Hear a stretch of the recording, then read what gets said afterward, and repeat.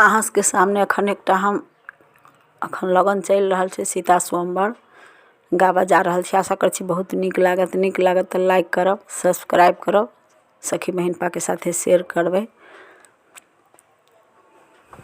तऽ सुनू।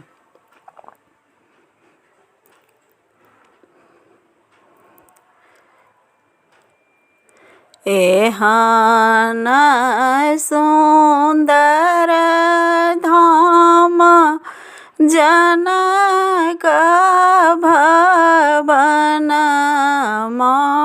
से देखैते सुशोभित मान मोहै हे सहेलिया। देखैते सुशोभित मान मोहै हे सहेलिया। राजा जनक जी के एके बेटी सिया धिया।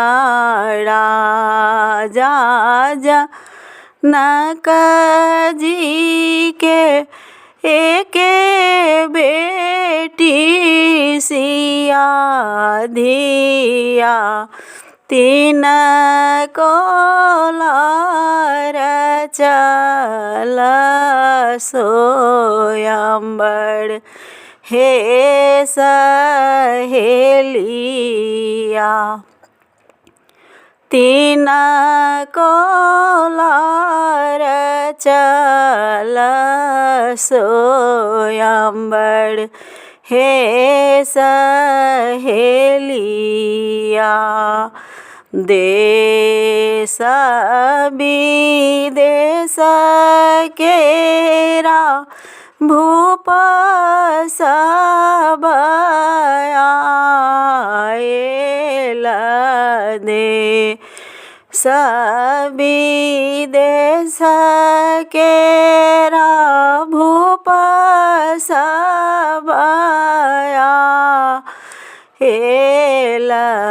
धनुष छुबिए छुबी जाई हे सहेलिया। धनुष छुबिए छुबी जाए हे सहेलिया। अवध नगर साँ एला श्री रामचंद्र तोड़ी देला कठिन धनुष हे सहेलिया।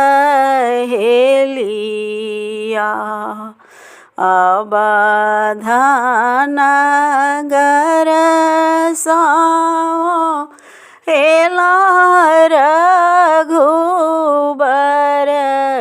जी से तोड़ी देलनि कठिन धनुष हे सहेलिया। इहो समाद जब सुनलनि दशरथ राजा।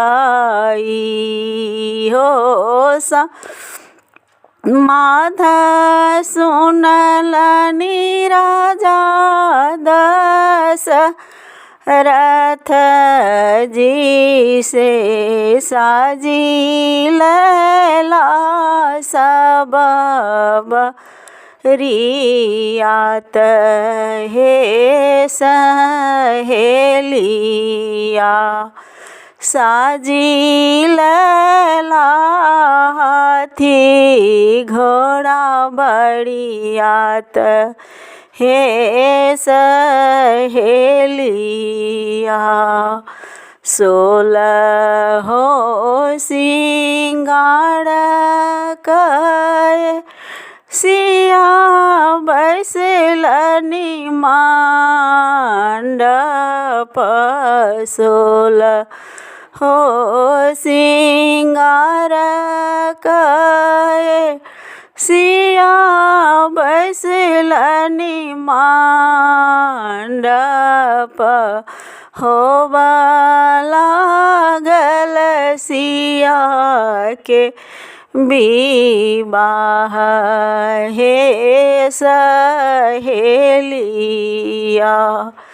होबा लागल सिया के विवाह। हे सहेलिया। भेल विवाह देव सब फूल बरसाओल।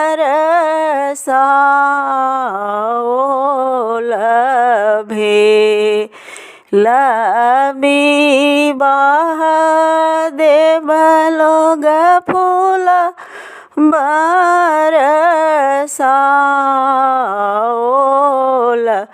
जनकपुर के होए जय जयकार।